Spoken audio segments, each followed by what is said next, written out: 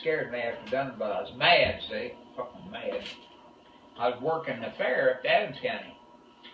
And I always worked at the fair, always worked. Low, he always wanted the day shift, which I didn't mind the night shift. But used to, I got a lot of overtime, and I like that overtime. And I went up there, and I always parked my truck. I had Pepsi and cups and stuff up on there, CO2. I'd park it by the Seaman Legion. I'd back it up there, and I'd leave the tailgate. I'd leave the tailgate down the ground. And if I wanted to go over, I'd just step up on it, push that lever up, go get my can or two, and come back. Kids, they'd come over and sit on it, and I never did bother them, because you can't make fucking kids mad at you, because they'll worry you to death. And besides that, I didn't have a two-wheeler. If I had to take Pepsi on the other side, I carried 2 cans at a time, 5-gallon can.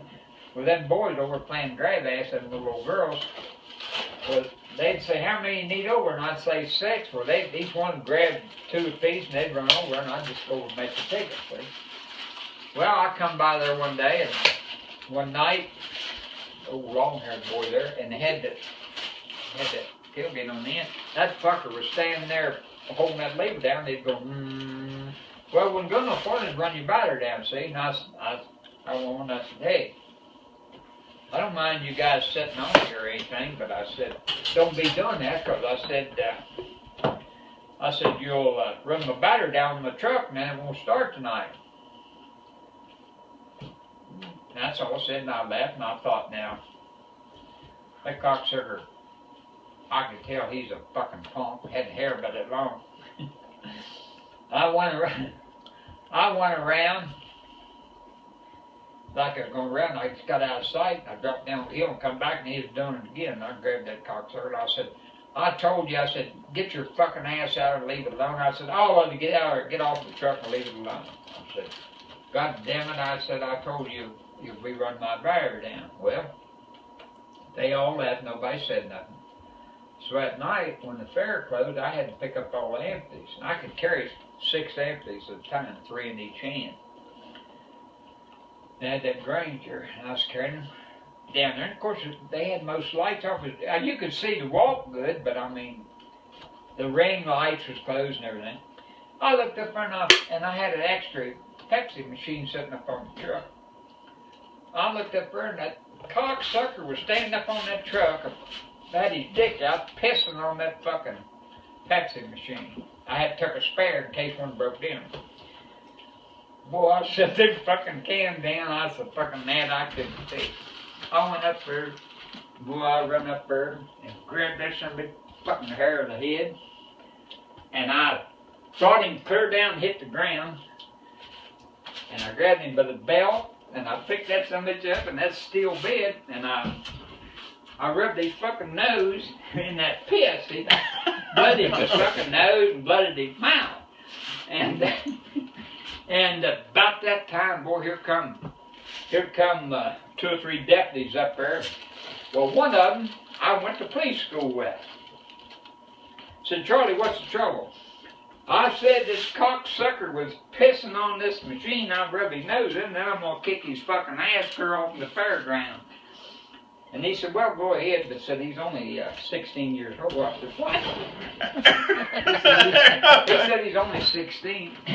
He said, I'll take care of him, Mom. I said, okay, I appreciate it. Boy, I thought about that all night, so I didn't go into work till 2 o'clock, so I thought, boy, I better tell Charlie about that, because fucking family always sue me, you know. So I went in and I said, Charlie. I said I was up there last night.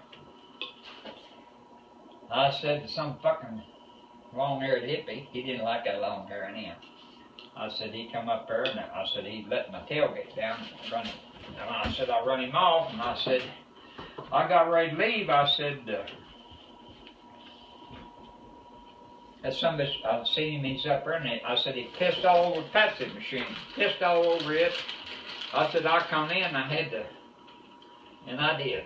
I had to get the water hose, soap and water, and scrub that off, scrub the bottom of that truck up. But I said, I grabbed that son of a bitch by the hair of the head, and I said, I rubbed his nose in it, and I said, I butted his nose a little bit. But I said the law come got him, but they said he's only 16 years old. Charlie said, fuck, Truett, you ought to hit him in the head with a fucking tube before. That's all he said. That's all he said. I said, well, I just wanted to tell you, but never did hear nothing about it. Okay, went back up there the next night. Them kids come over. Of course, I knew them kids' faces, but didn't know their name. And they said, Charlie, can we sit on your truck again? And I said, well, yeah, as long as you don't run that ticket. He said, we heard what you done to old so-and-so. Said he ain't allowed back on the fairgrounds. He said they barred him off in there. I said, well, that's good. I said, I didn't mind you boys standing there. I said, shit. I said, hell, you guys have a good time. And I said, you know, as long as you're sitting there, ain't nobody going to steal nothing on the truck. Well, you know, I had that extra machine up there. And a lot of times, them kids would be around there, and boys and girls, and they'd help me carry them. I'd take a 5-gallon can and stick it, hook it up, give them, had 2 cups, and I'd give them all 3 packs or so. Hell, they'd probably drink a gallon. Well, then I'd take the rest of that can over to the fair board and give it to them, and I'd just add that on my sheet and donation, see.